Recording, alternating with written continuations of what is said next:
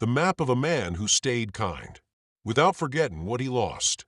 A trail traced from my granddaddy's walk through this world. 1. The first marker. Silence that ain't empty. This is the place where boys think noise is power, but men know better. Your granddaddy didn't fill the room to prove he was there. He was the room. Still. Steady. A presence you didn't always understand till you stepped out in the world and heard it all get too loud. This is where he taught you that silence, real silence, is not nothing. It is attention. It is listening. It is a kind of presence that doesn't need praise to be strong. You want to follow his trail. Learn to sit in silence without shrinking, and let other people feel safe inside it. 2. The crossroads. Doing without crowing. Here's where you come to the split between show and substance. Some folks give so they can be seen giving. Others give because they know what it is to need. Your granddaddy, I reckon, wasn't one to announce his kindness. He just did the thing. Drove the extra mile. Fixed the broke hinge. Sat beside someone who had no one. No pictures. No speeches. Just done. You want to follow his trail. Do the thing without the camera. Let your hands do the talking. And don't tell them you're humble. Be humble. 3. The broken fence line. Grief that teaches instead of rots. Somewhere along his way, your granddaddy lost something. Or someone. Maybe more than once. Maybe every day. But he didn't turn mean. Didn't turn sour. This is the hardest place on the map. The part no one shows you how to survive. But he walked it. And he kept walking.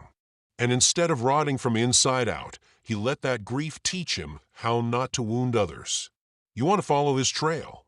Let what you've lost make you softer toward other people's pain. Don't pass your ghosts on like a curse. 4. The quiet porch. Kindness without softness. Here's the front stoop. The swing. The watchful eye. This is the spot where he taught you that kind don't mean weak. Maybe he had a gentle voice. Maybe he had calloused hands.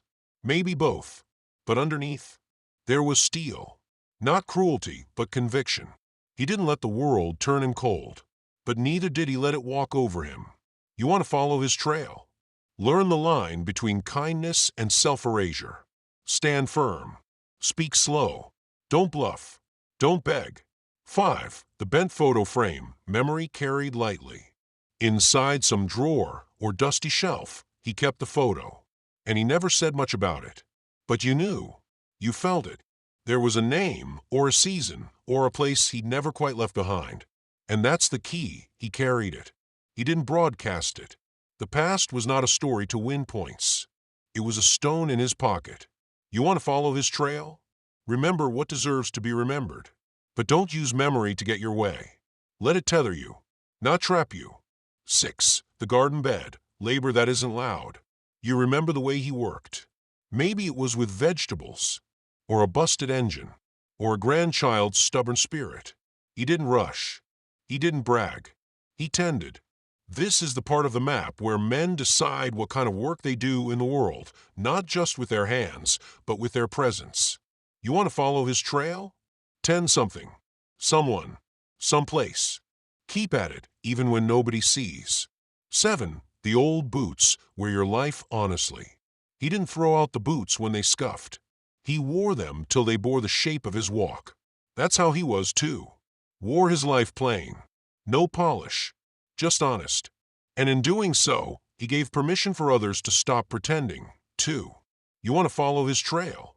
Don't fake fine. Don't decorate your scars. Let people see the shape of the miles you've walked. 8. The fire pit, making room for others. Maybe he never said, "I love you" much. But he made space. He fed you. He gave you time. He looked at you in a way that made you feel like you counted. This is the place where you learn that love is not always loud. Sometimes it's presence. Sometimes it's not leaving. You want to follow his trail. Make room for others. Not just in your house. In your time. Give the gift of being with. 9. The last marker. A kindness that remembers. This is the end of the trail, but it's not a finish line.